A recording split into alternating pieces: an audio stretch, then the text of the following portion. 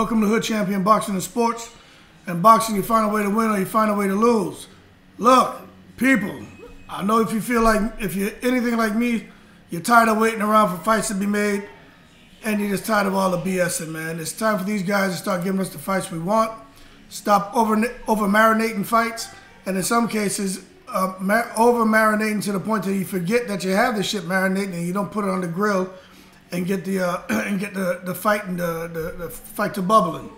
So when we're talking about guys like Gervonta Davis, man, hey, I'm gonna tell you right now, okay? Gervonta Davis and Ryan Garcia, that's a fight that can be made. I think it may happen. Will it happen in the immediate future, like December, like they're talking? I don't know. And the reason why I say I don't know, and I'm gonna lean more to the side of no, it won't happen. It could, but I'm gonna lean more to the side of no, it won't happen. And no, it won't happen. The reason is because Leonard Ellaby and Floyd Mayweather, they already said that, you know, they're not concerned about Gervonta Davis and belts and paying all these fees to these sanctioning bodies.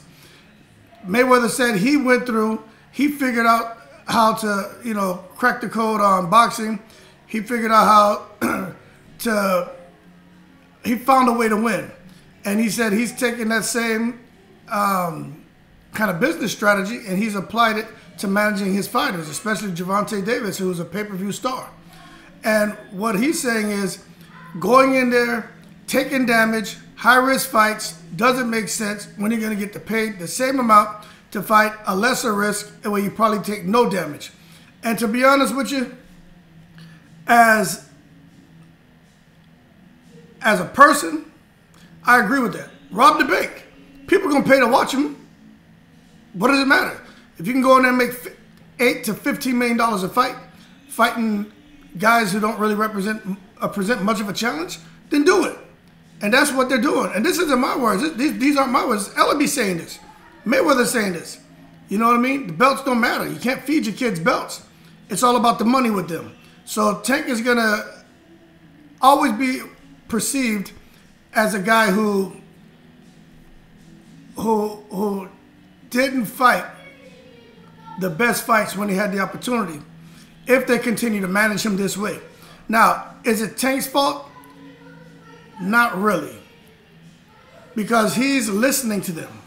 Now, remember, they had some rifts because Tank, I believe, wanted to prove that he's the best. I don't think there's any doubt the consensus about Tank Davis is that him being the top dog, shit from 130 to maybe 140, okay?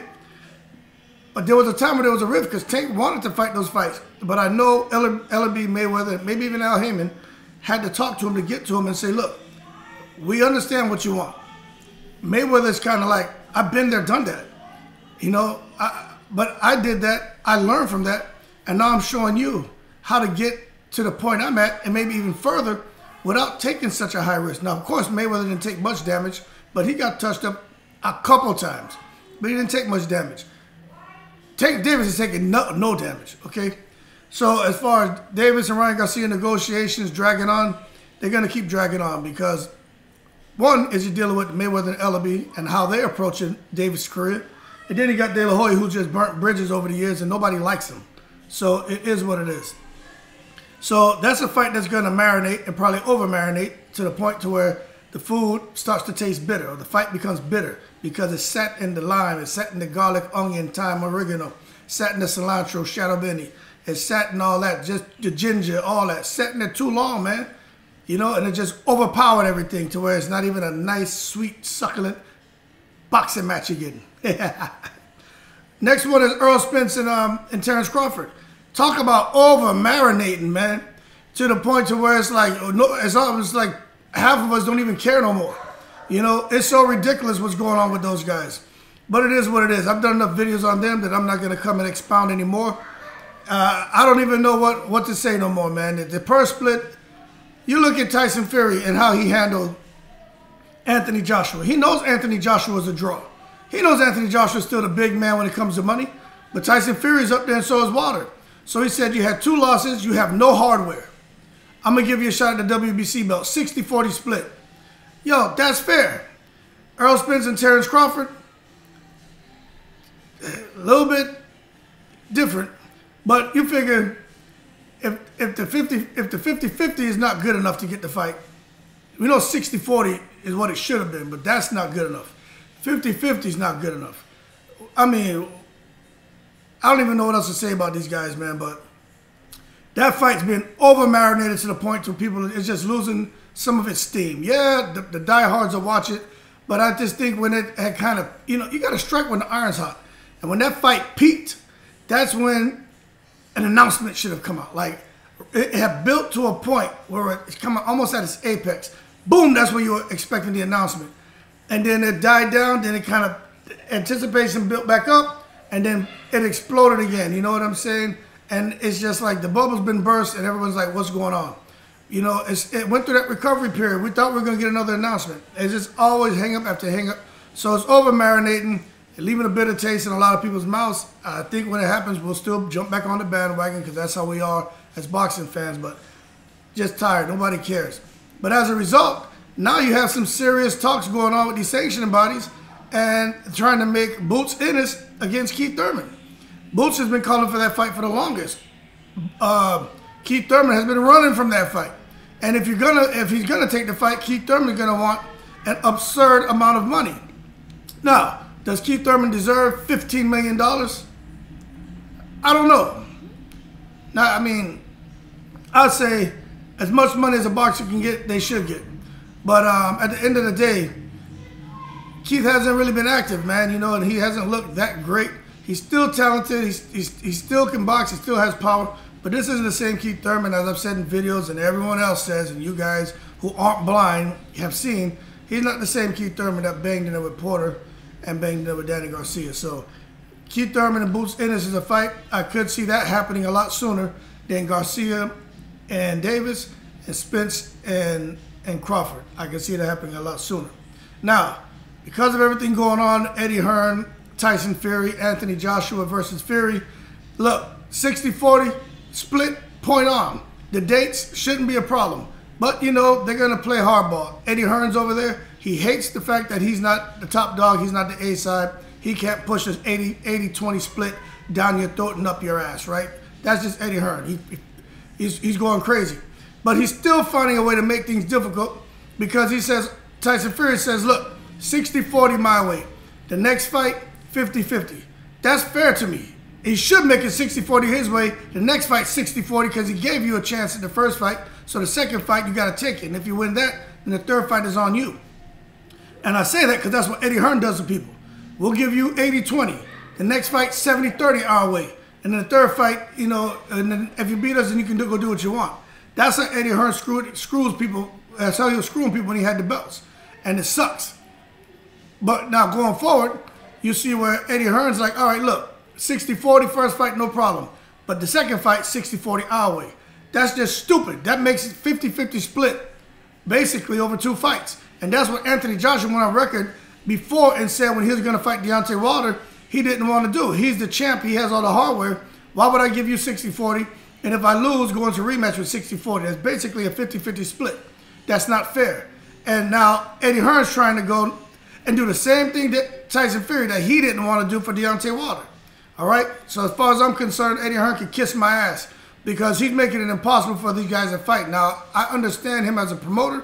He doesn't want AJ to get in there and get his ass banged up and take another loss. I understand. I'm not so sure that's how that fight's going to play out because AJ's just as big as Wilder, more powerful than Wilder. I don't know if he hits hard. I'm talking about physical strength. And AJ has more technical abilities. No one doubts that. But the mentality is the question, okay?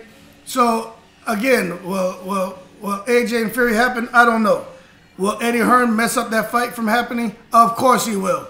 So Anthony Joshua and Deontay Wilder is the fight everybody's talking about right now. AJ Wilder. Look, I'm going to tell you, we'll see how Wilder looks coming back after Helenius. After that, I don't know if he has to immediately go into that match with Ruiz if he beats Helenius or if he gets an opportunity to fight AJ or whoever he wants.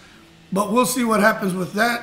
But Wilder versus AJ, to me, is the most intriguing. Of course, we want to see a Usyk Fury for the undisputed distinction. But at the end of the day, out of all the fights that can be made, although it's lost some of its steam, again, like Spence and Crawford. If they make an announcement about that fight, we'll all jump back on the bandwagon. If they make an announcement about Wilder and AJ, we'll all jump on the bandwagon. And this time it shouldn't be all the BS. Because remember, DAZN and those guys messed up that first fight from happening. They treated Wilder like he was some dumb country bumpkin from Alabama. And he's a smart man, and he had a smart team. They wouldn't disclose what Joshua was going to get paid. And they're just, Wilder was going to get, I think, just a flat fee. 40 million, 40 million. Well, they weren't going to say what AJ was going to get paid.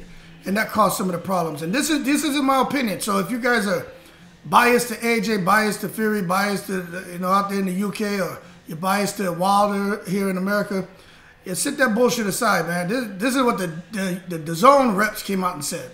They messed that fight up. Eddie Hearn said they could have handled Wilder differently.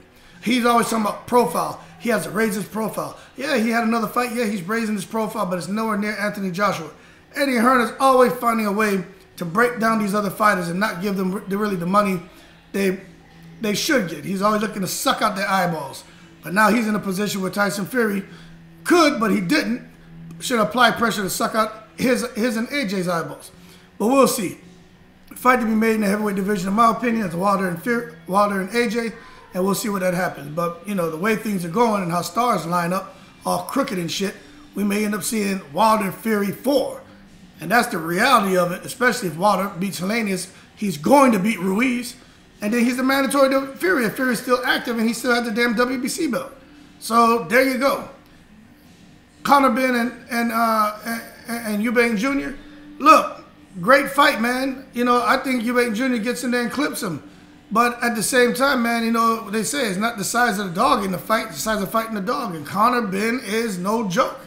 You can say what you want, man. That man, he's got, you can definitely tell that he's daddy's son. Conor Ben's not going to come in there and run and be afraid, but I think he's just going to get outboxed. He's going to get hurt at some point, and he may get embarrassed. But I think the first 5 rounds are going to be very interesting because he's so aggressive. And he has intelligent aggression. He can counterpunch. He has speed. He can do everything. And he's working feverishly in training camp to get ready for Eubank Jr., who is a big fight, man. It's a big man. It's not an easy task. But we'll see how all of that goes. But we just have to understand, when it comes to the boxing and these boxing matches, it's just, sometimes they just over-marinate these fights, or they just don't make them, And I think we all deserve to see all of these fights happen. And at least, put the best against the best. But at the end of the day, I understand where these guys are just trying to get money. Boxing is an unforgiving sport, man. When these guys are done, nobody cares. The WBC says they help people out, so I guess the WBC has some kind of program where they help out fighters who are retired, who fall on hard times. But for the most part, you hear the horror stories. And there's more horror stories than good stories, you know what I'm saying? And it is what it is. On another note, Amir Khan is always voicing his opinion on who he thinks is going to win a fight. Who the hell make Amir Khan the goddamn mayor of boxing, where we care about his opinion on who's going to get knocked out, who has the speed advantage, who's the better fighter? He talking about Canelo and Triple G. Canelo gonna, violently knock Triple G out. Maybe he knows something we don't, because Amir Khan has gotten his ass knocked out violently. Amir Khan's talking about Ryan Garcia, Gervonta Davis. I don't quite disagree with this one. He's picking Gervonta Davis to knock out Ryan Garcia. So I don't disagree with that. But at the end of the day, Ryan Garcia, Amir Khan, just disappear, man. Go do your promoting thing. Going out there in India, man, out there in Asia, keep making your money, taking care of your family. You're a good dude, but no one cares about your opinion. Devin Haney wants to fight Gervonta Davis after Kambosos. Now, that's a good fight. Davis and Haney, boxer versus boxer puncher.